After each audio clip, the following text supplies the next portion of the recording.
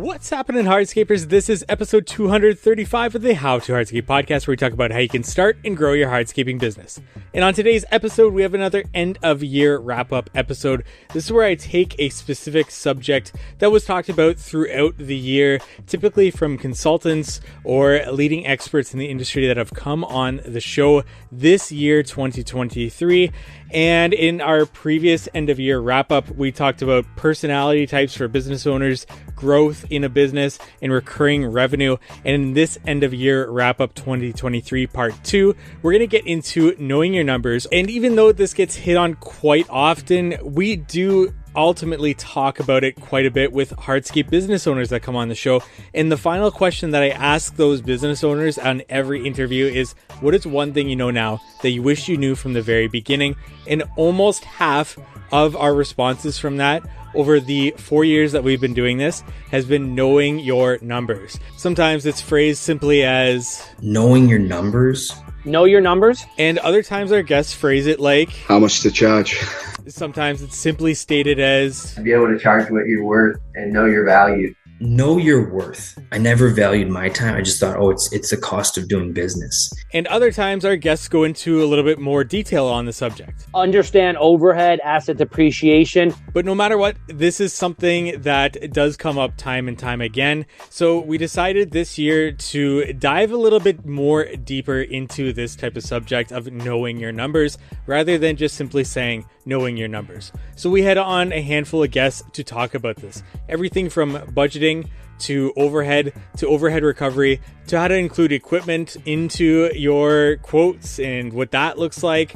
A wide variety of guests came on, and it's something that I simply asked each of our consultants or experts that came on the show for a little bit more detail into what they think knowing your numbers is. It's also something that I'm passionate talking about. As you know, I do have a How to Hardscape headquarters software, which will help you budget to estimate job costs, time tracking, timesheets, scheduling, and so much more. We've got a great new feature coming out with chat groups. So every time you create a project, a quote for a project, it'll create a chat group with all the employees that you assign to that project so that you can document that project from start to finish within this chat group, and it'll be logged so that you can always go back and see it. There's going to be a client portal as well as our HR sort of features that we're going to slowly start rolling out here.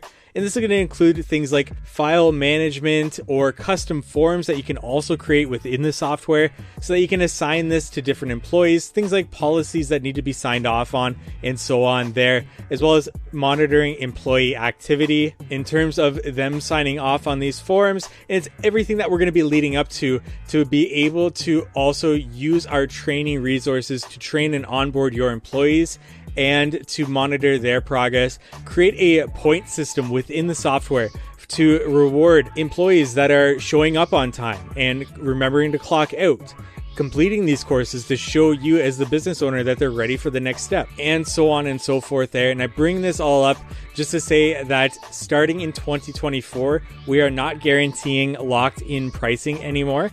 At this point in time, up until the end of 2023, you will have access to locked in pricing. That means if you sign up, as we add more features to the software, we will not increase your pricing. And the same thing for the course content library that you can use to train and onboard your employees as well as for yourself.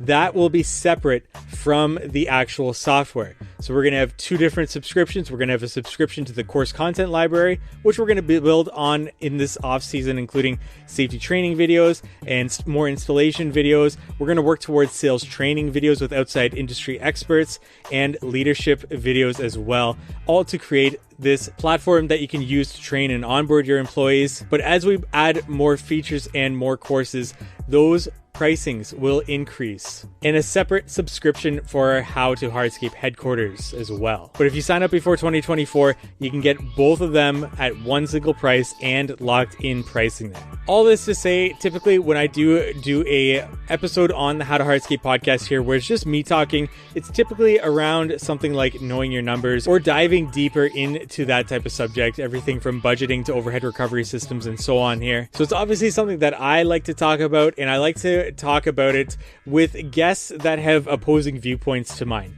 just so I can continue to refine my thoughts in my own business and moving forward with our software here. So we're going to move through this episode. You'll hear me explain who the guest is and what we're going to be talking about here. We're going to move from budgeting all the way to overhead recovery systems and close with a banger from Greg Crabtree as well. But we do need to say thank you to our sponsor, Cycle CPA. If you're looking for bookkeeping, accounting, CFO services, reach out to Cycle CPA at cyclecpa.com. Let them know How to Hardscape sent you for $200 off their services there. And without further ado, let's get into today's episode. Okay, we're starting today's episode with Jeffrey Scott.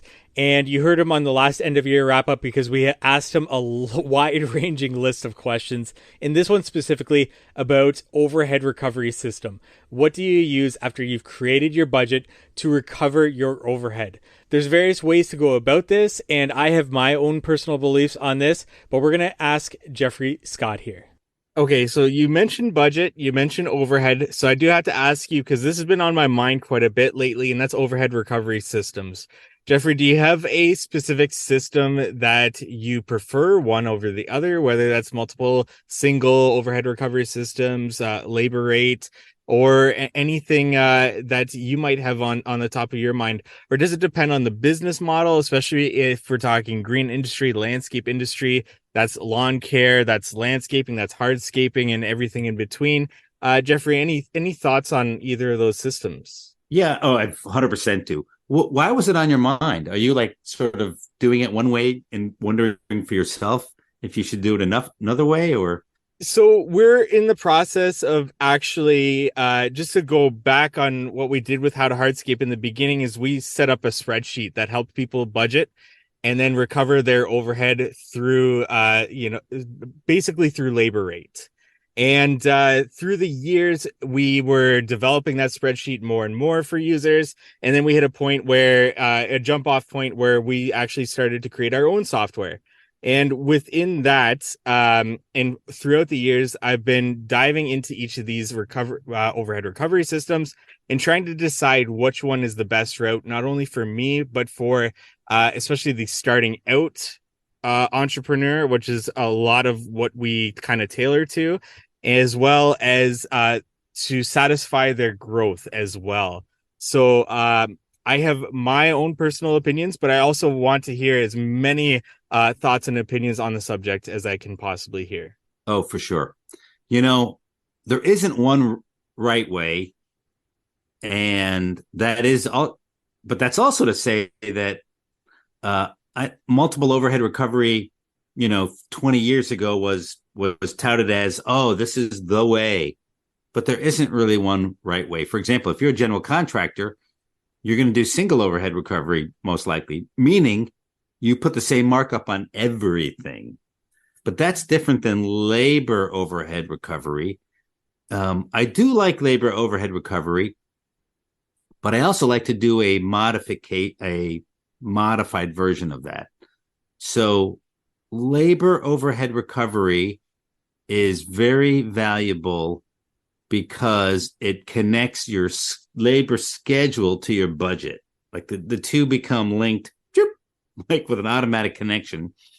And so I like every company going through that process, even if they use multiple overhead recovery, because I love the concept of managing by billable hours.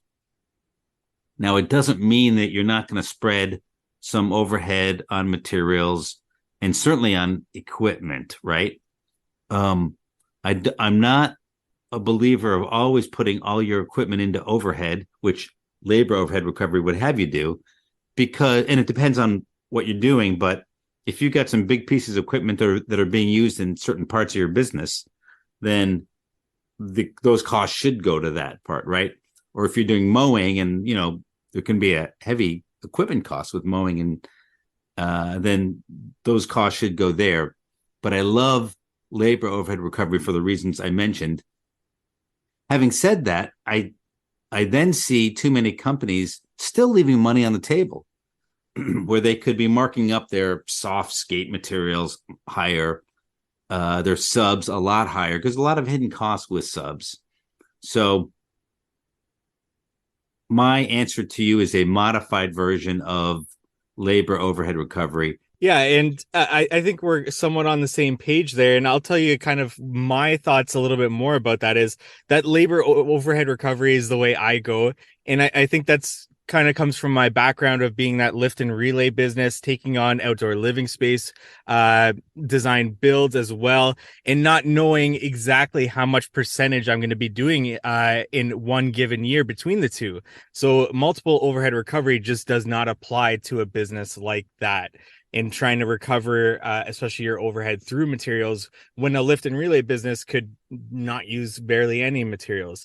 And then, so what we do with the labor recovery system is we recover our overhead through our labor rate, but then we still mark up materials based on not only trying to add a little bit more padding to our profitability, but also taking into factor our warranty callbacks and everything like that. So if there is a cracked stone, how much percentage of our projects go out where over the winter there's a malfunction in a stone or something happened to a stone where, you know what, we're going to go out there for our client, we're going to replace that. So we want to mark up our materials to be able to recoup that cost in the future, or materials show up and it's the wrong materials, and that eats away at our hours, or a bundle shows up and it's cracked and we got to replace that. That's going to eat up time. So that's where our material markup comes from mostly. I do think that figuring out the right labor overhead recovery still is not well understood. And so even those that are doing what you said may not be putting enough costs in there to run a professional business and to pay themselves a professional wage and to have the money in there needed to scale the business. So even having the right model, that's just like decision number one. And then there's other decisions that go into it to figure out the right overhead recovery. And you called it padding profit, but I think we should separate padding the estimate. That's one thing, right. Contingencies, etc., and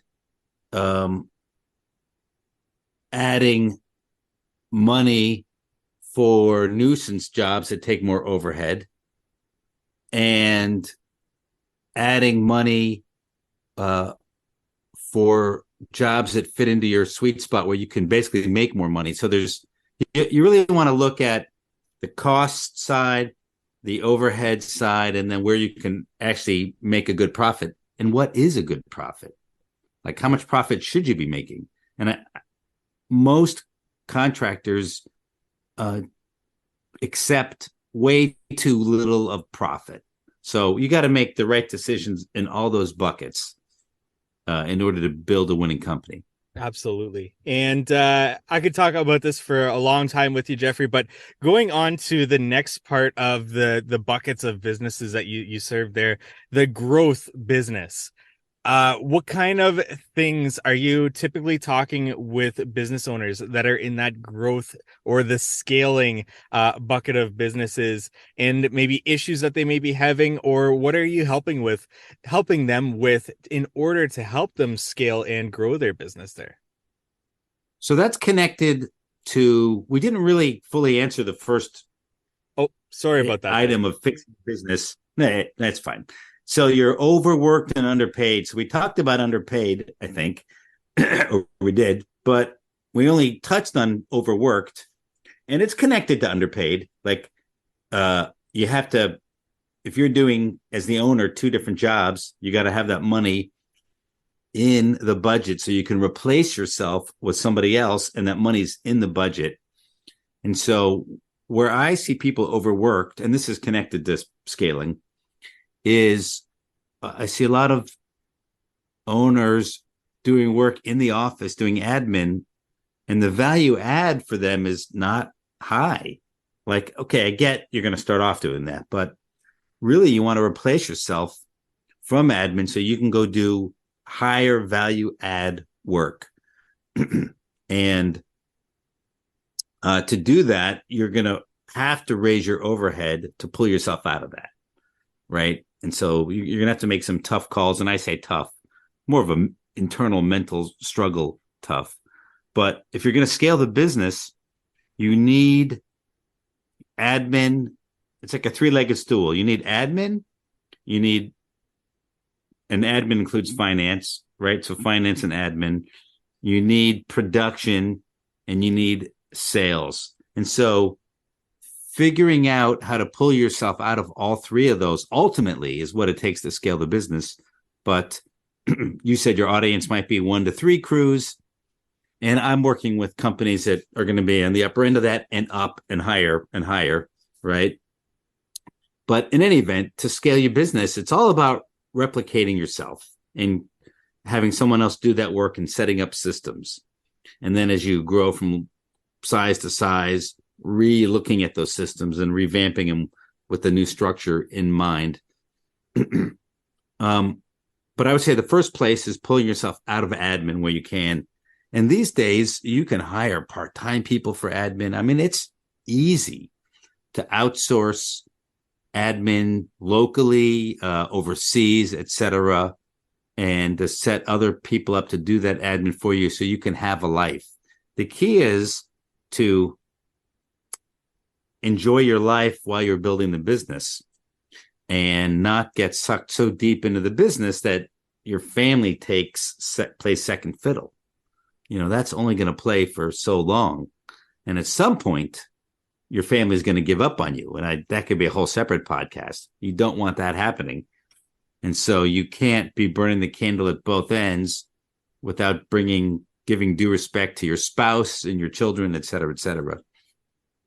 And so pulling yourselves out of these multiple roles, admin is the first. I think in production, it's important, no matter how small your business, is to have a good second in command. You could have a 1-crew business and you could be the foreman. And you better have a lead hand who is your right-hand person and thinks like the foreman, could become the foreman.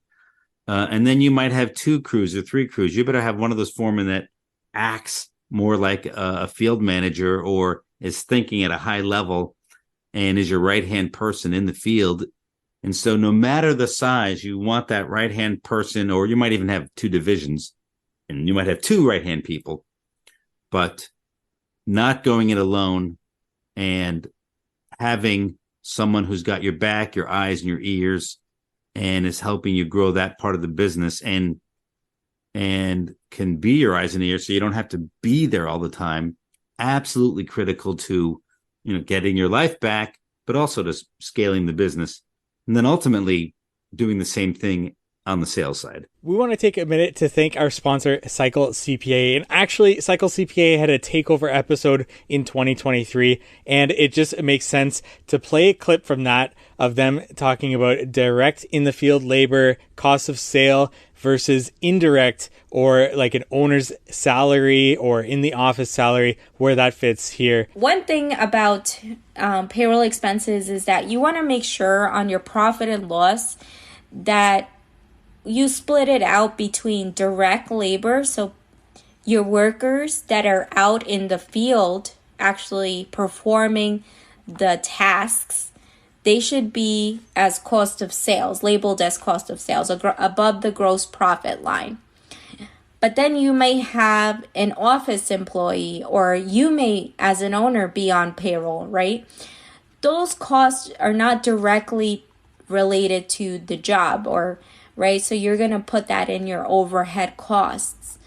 So just making sure you have both of those split out. So again, when you look at your financials, you can see that it's accurate. You may have a CRM or project management software in place, but what data are you using to ensure your estimating is accurate? Having a proper accounting setup and accurate bookkeeping done is key to understanding overhead expenses and other costs that must be recouped in your estimates. Cycle CPA is a remote bookkeeping and CFO firm that helps to connect the dots from the financial reports to the hardscape and landscape data needed in order to reach high profits. They provide landscape and hardscape industry benchmarking, job costing, financials by service line, advisory meetings, and much more. Cycle CPA's team of accountants are specialized within the hardscape and landscape industry, and you can visit them at cyclecpa.com, and for $200 off, mention the How to Hardscape podcast.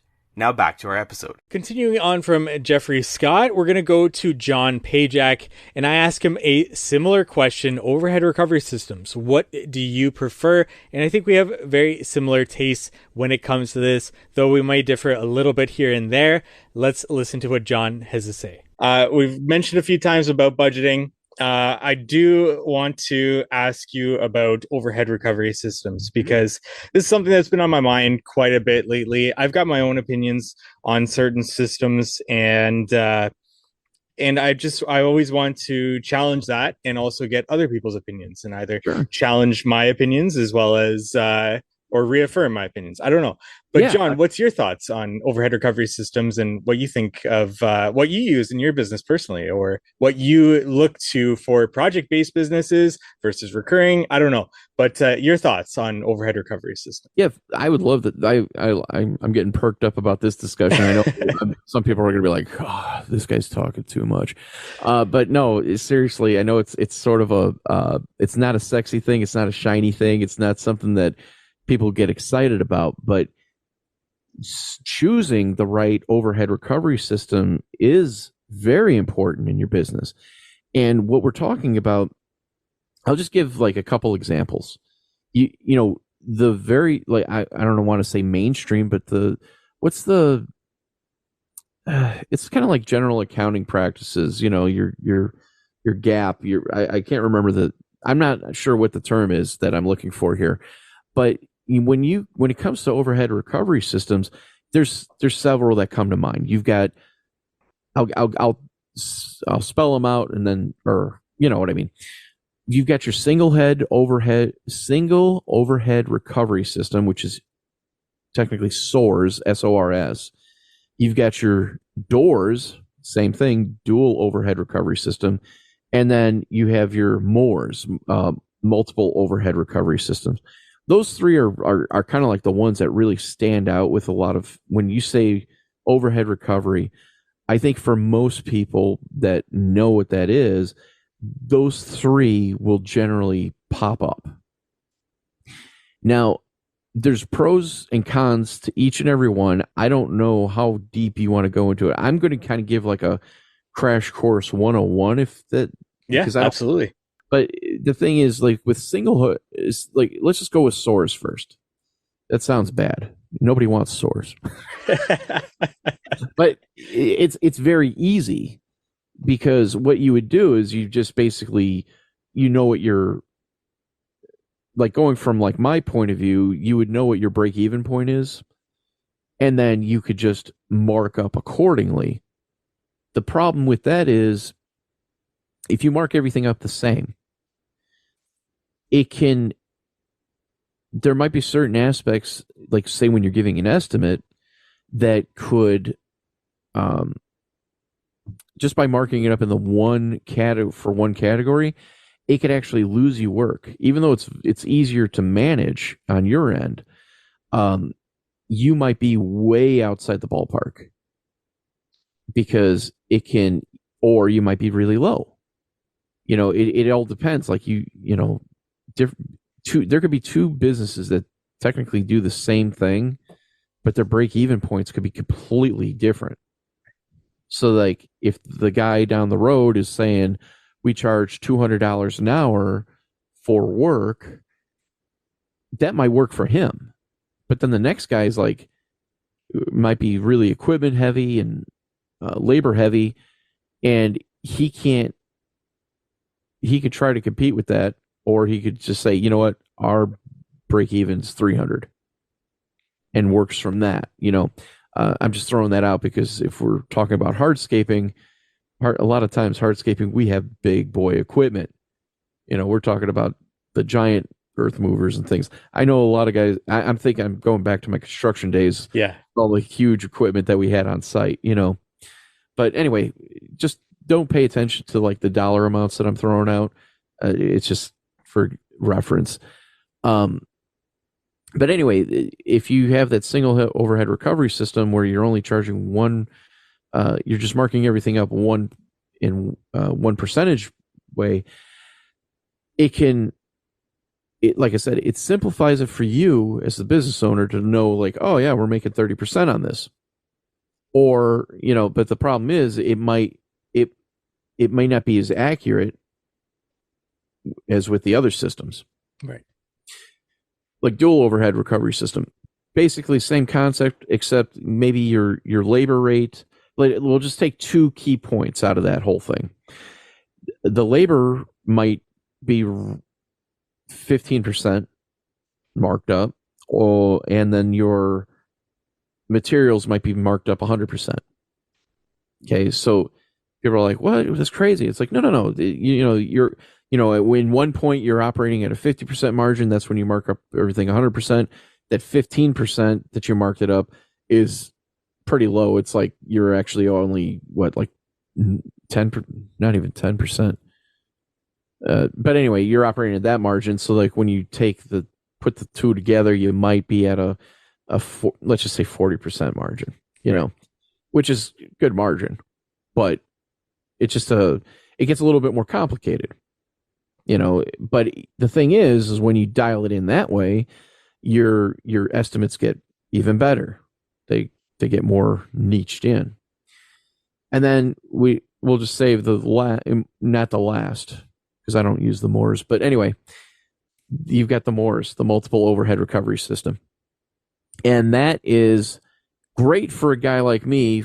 If you, like, say, Mike, you come to me and you go, "Paycheck, I need help because this is a very complicated system." And I go, "Yes, it is." And and don't get me wrong, it's a good system, but it is very complicated because you're talking about like you could basically have a different margin or a different markup for each segment.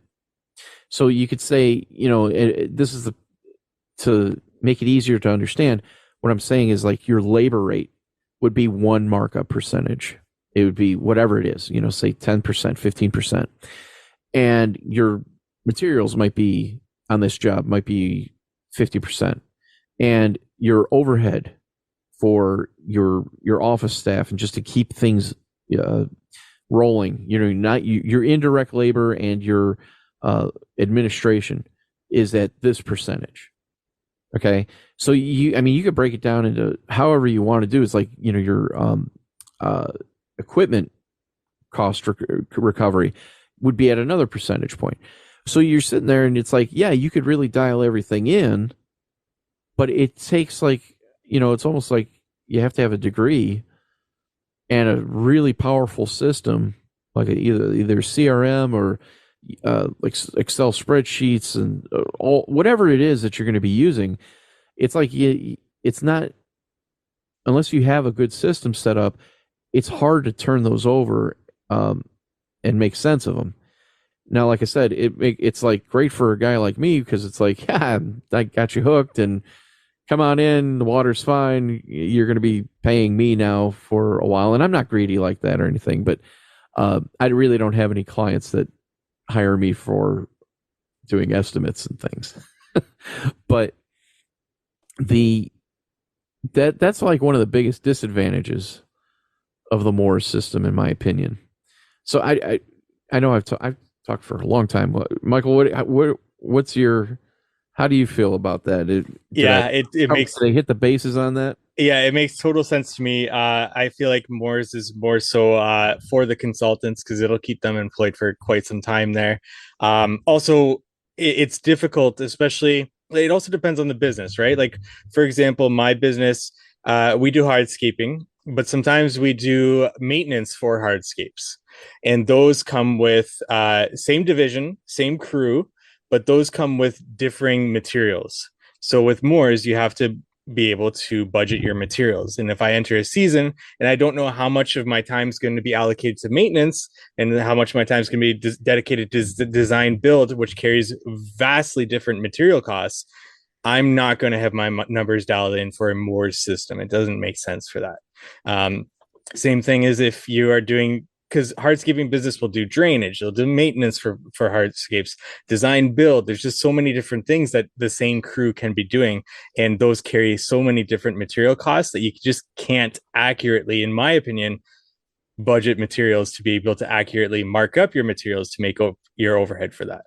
Yeah, that's particularly why I generally don't use the Morse system. Mm-hmm. I have it's almost like it's time and material, because what it's based off of, like when we do estimates, and one of the reasons why when going back to my construction days, when I would bid the jobs, I came at it from an approach of time and material.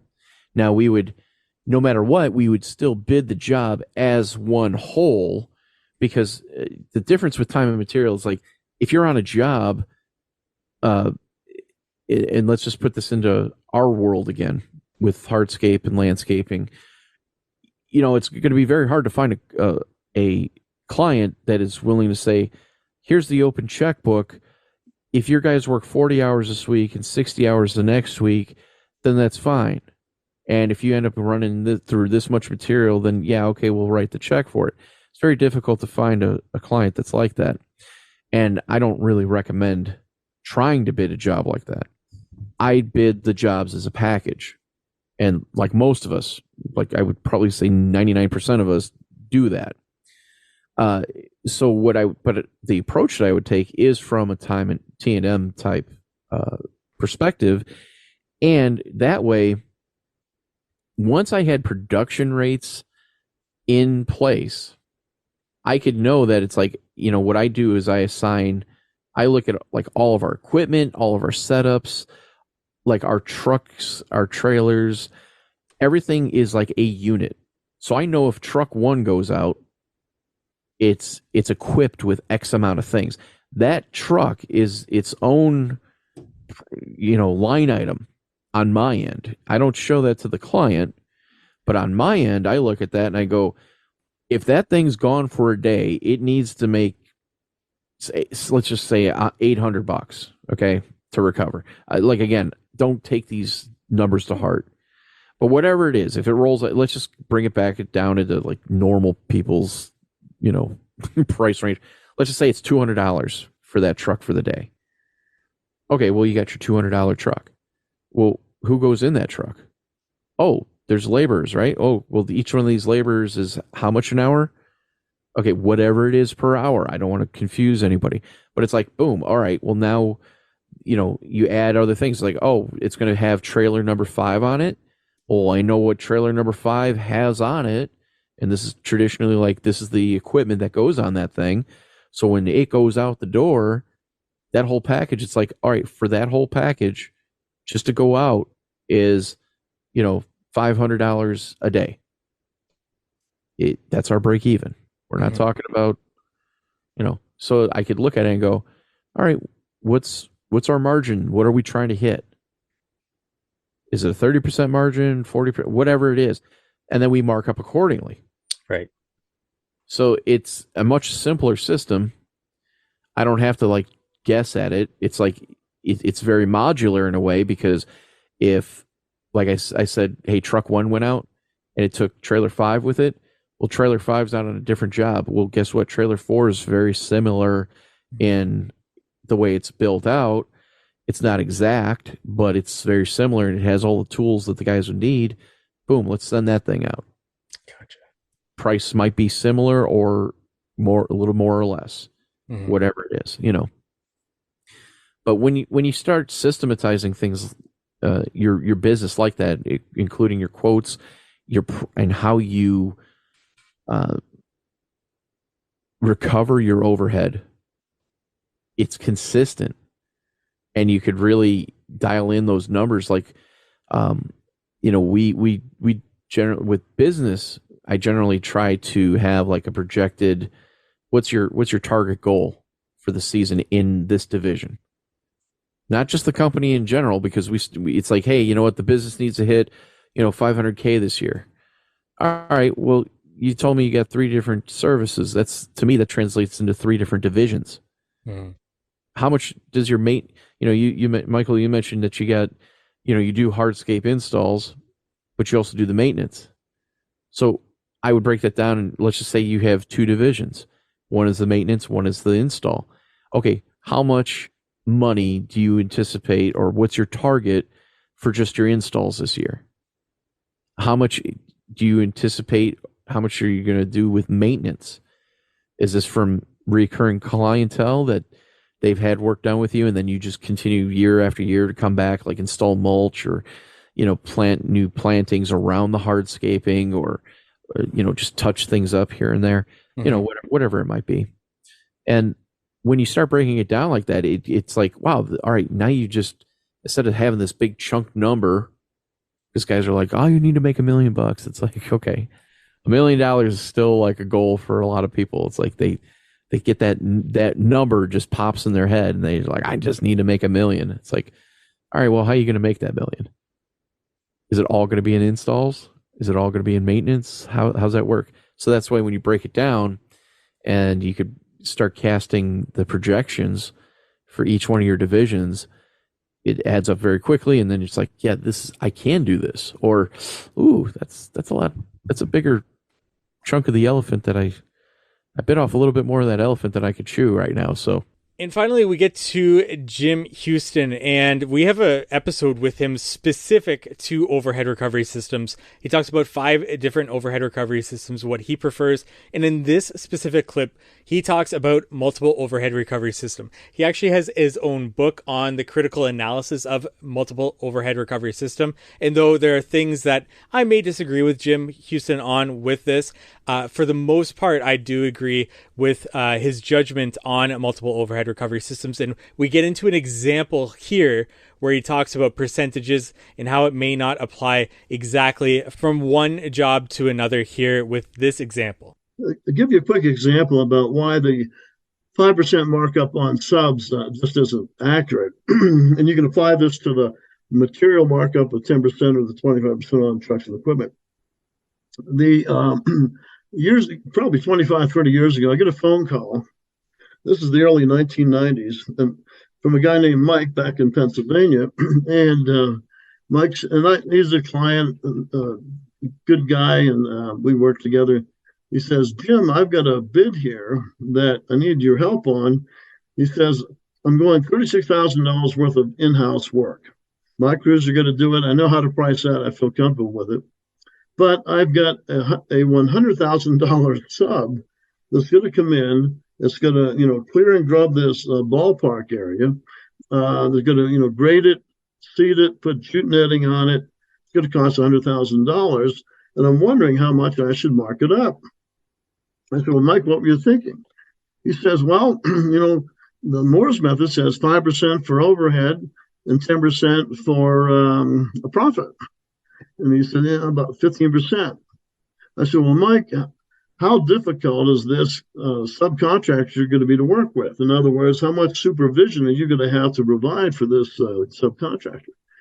He said, I've done a lot of work with this guy before. He's a great contractor. He says, when it really comes time for him to do his portion of the job, I'm going to make a phone call, tell him to get started. He's going to do the work, and then I'm going to send a bill, for when he gets done. I said, well, let me make sure I understand this. You want to charge 15%, $15,000 for making a phone call and preparing an invoice. He goes, well, yeah. And I said, I'll tell you what to do. I'm a consultant. I'm here to help you. I'll either do the phone call or prepare the invoice, and we'll split the $15,000. So he chuckled. And I said, can you charge $15,000 for making a phone call and preparing an invoice? Well, if you can, I'd do that all day long, And just think about, one a day or even one a week would be some pretty good money. And so anyway, so he started, he realized that those percentages, the 5%, especially on the market, made $5,000 for overhead, which would be making the phone call and sending an invoice, dramatically overstates the true cost of what he'd have to do. Now, and again, if I can get 15%, $15,000 for that, that's fantastic. But in his market, he realized he probably couldn't get away with that. And then after that specific example he just gave, we dive deeper into the other varieties of a quote that goes out, not just subcontractors, but materials, equipment, overhead, and all that. Let's get into this. But my point is that percentage, the 5% markup on subs, totally arbitrary, has nothing to do with your actual cost structure. You make the same argument for the 10% on materials. And I mean, it's and in my book, the critical analysis of the Moore's estimating system, I really get into this in great detail. And I said, listen, that 10% markup on materials, again, it's totally arbitrary. Maybe you have a supervisor on the job site who's billable, direct bill to the job, and he's ordering all the materials. And then, well, you don't have to mark up the materials, in this case, because it's already charged for his time to, prepare the purchase orders and all this sort of stuff, process the material and stuff. The one that really baffles me is the 25% markup on trucks and equipment. I mean, where does that come from? And so this is the core problem with Moore's, is that it simply does not calculate your overhead cost accurately when it comes to these different categories. And I talk about it in the book, is that any time for overhead recovery that you are calculating that by multiplying your direct cost by a percentage, you're automatically making a mathematical mistake on here. And so this is where my problem with these different methods is not that I don't like them. I mean, it's just that they're not inaccurate. That's the issue, being accurate with your information and your data on here. And I give you a couple examples of how this flaw works itself out. And for instance, if you look at the categories for general administrative overhead cost, basically there's about 25, 26, 27 different categories. And, advertising, marketing, you've got rent, you've got all your office staff and overhead staff. You've got some of the other big ticket items. There aren't that many other than that. But you got your rent, advertising, marketing. You got overhead vehicles, the vehicles that the overhead staff utilize. So all of those items usually come up to about 25% of your sales. So if you're doing $1 million in sales, your overhead is probably around $250,000. Half of that is for overhead personnel on that. And so this is where, if you look at the categories, about 85 to 90% of every cost in general administrative overhead is incurred and paid based on a time unit. In other words, how often you pay your rent? Probably once a month. How often you pay your office staff? Every week, every other week? Okay. But it's based on time. And so so as I look at all that, I go, okay, 25% of your sales are probably the amount your overhead cost is. $1 million company, $250,000. And then 85, 90% of those things are incurred and paid based on a time unit. And so this is where now we're getting into, how do we take that $250,000, and obviously we want our clients to pay that. Okay, I mean, we're just going to take it out of our pocket. The question is, how do we get that into our pricing and pass it on to the customer? And so and this is where, when I'm looking at those numbers, and I'm looking at how I'm going to do that, I realize that these different methods, whether it's my method or these, factoring, Source, Doors, and Moore's on here, basically, again, I'm looking for the inaccuracies in that. But here's the dirty little secret, is that there's something more important than that methodology for allocating overhead that overrides all of this on here.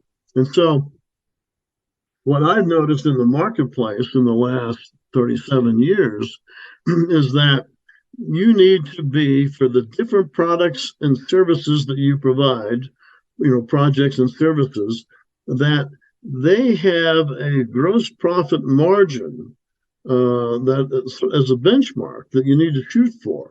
In other words, let me give you some examples. Gross profit margin, of course, is the total of your general administrative overhead costs in a bid plus your net profit. Okay. In a normal economy, if you're doing residential landscape installation work, now I'm going to take the subs out of this because that's going to distort things, but just for the in-house work you're doing, no sub work, your gross profit margin on that work should be about 40%. In a normal market, in a robust market like we currently have, 40% is not a bad number to shoot for. Bigger jobs, $300,000, $400,000, $500,000 projects, residential projects, maybe you're going to lower it down to 35%. So you get some economies of scale there. But so I don't care how you allocate the overhead to a bid. I'm going to add up all the overhead and the net profit in there, and then I'm going to look at the gross profit margin that you're putting on that work. And so it better be around, that 40% number. And again, you can use my method, you can use Moore's, Doors, Source, whatever. The key thing is to monitor that gross profit margin. Okay. Now we get in a recession, that number is going to drop 10%. You're probably down to 30%, maybe even down to break-even point on here. Now, let's talk about the commercial landscape installation market. That market, usually your gross profit margin is going to be 25% plus or minus 5%. Okay. If you are negotiating work, in other words, you're the favorite contractor, if your price is reasonable, you're going to get the job, you want to bid it mid to high 20s. Okay. If low bid take all, you want to bid it mid to low 20s. You only get one shot at it on here. And so this is why you want to negotiate as much work as possible in the commercial installation market. If you're bidding maintenance work, whether it's commercial or residential, your gross profit margin is probably 35 to 40% on here. Lawn care, fertilization work, up around 50% gross profit margin. Irrigation service work, 50%. So this is where all these methods of allocating overhead are secondary compared to monitoring your gross profit margin. I almost don't want to say that because I popularized my method. And the thing is that I think it's the most accurate way to do it. It's the most easily way to measure all this stuff. But this is where when you start monitoring gross profit margin, then now you're really getting down to the nitty gritty. And it's sort of somewhat superfluous arguing over, well, how did you get that gross profit? Well, that makes sense. On sub work, what I've seen is generally people who are subbing out work, they're marking up that work from 10 to 20% normally. 15% just seems to be the average on that. I like to put it on as a margin versus a markup. In other words, I'm going to take the total of my sub cost divided by 0.85. That gives me a true 15% margin on that work on there. So this is where I think we can get involved in all these discussions about G&A overhead, but the important thing is, how do you define it? And don't put your field equipment and crew trucks in there. Keep that out of there. And then it's a question of how do you get it into your bids and your pricing on here. And so again, I disagree with Van der Koai's method of Moore's. I think it's inaccurate, and I can show it mathematically why it's inaccurate. Same thing with Doors and Source and factoring on here. But I tell, because a lot of software out there does not give you the option of using this field labor hour method that I use. They only use the Moore's methods, and And these people have no idea where those numbers came from or if they're accurate or not. That's what they do. And so I said, okay, you're using that type of software that only allows you to use percentages. Let me show you how to calculate that. And so I go in with a lot of people, a lot of contractors, and show them how to use their software. And it's interesting. It takes, I call it calibrating their software system. And once I show them what we're doing here, it makes total sense. And then they're off to the races with good, consistent pricing. And then all of this to wrap up after talking about budgeting, after talking about overhead recovery systems, here's Greg Crabtree on why he doesn't like budgeting. Instead, he prefers forecasting. And final question here. Why do you prefer forecasting over budgeting? Well, budgeting is a license to spend and forecasting is a license to make money. So, the thing is, you give somebody a budget, their spend, it's a spend mindset. And it's like, no. I want you to not spend $1 if we can avoid spending it. And I want to spend every dollar that I can that I know will give me a high probability of positive return of $1 greater than the dollar I spent. And so all I'm doing is restricting growth and profitability by budgeting in most of those cases. And I get it. You got some little isolated buckets of money that there's no revenue associated with it, and the person managing it needs some guidance. Use it as sparingly and as limited as possible. But when you're talking about the overall company, never, ever, ever talk about it as a budget. It is a forecast. And I'm trying to say, okay, here's what has happened. Here's the actuals. Here is where we're going. And so I just refer you to The Great Game of Business that Jack Stack wrote, his original book. Any of these others are great as well. But these guys reforecast every week of their business. I'm just trying to get you to reforecast every month, for at least hard forecast it for the next 3 to 4 months and learn that process. And this is forecasting at the top level. Don't get down in the weeds in the little individual accounts. Use our kind of rolled up version, of our P&L. And it's an easy, simplistic forecasting structure.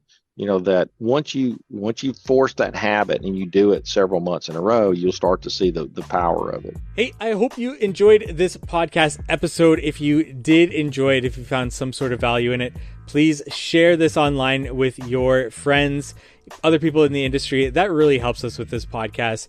Even giving us a rating and review, Apple, Spotify, wherever you find us, give us a rating and review there. And I'd really appreciate that, as well as check out these past episodes if you haven't already listened to them for more on these subjects. How to Hardscape headquarters, members.howtohardscape.com. Shoot me a message at How to Hardscape on Instagram if you want to learn more about that. And don't forget, 2023 is the last year to lock in your pricing, as well as getting the software and online education as well wrapped up into one nice bundle. And check out Cycle CPA if you're looking for bookkeeping, accounting, CFO services. Reach out to Cycle CPA at cyclecpa.com. Let them know How to Hardscape sent you for money off their services there.